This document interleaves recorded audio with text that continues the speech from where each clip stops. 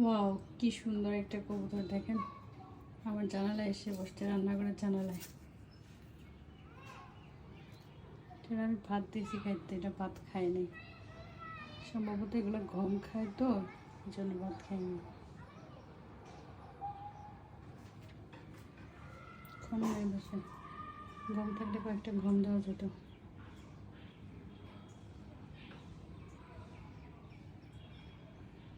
এটা পাশের বাসা থেকে উড়ে আসছে, বাড়ির ছাদে ওনারা কবুতর পালে তো,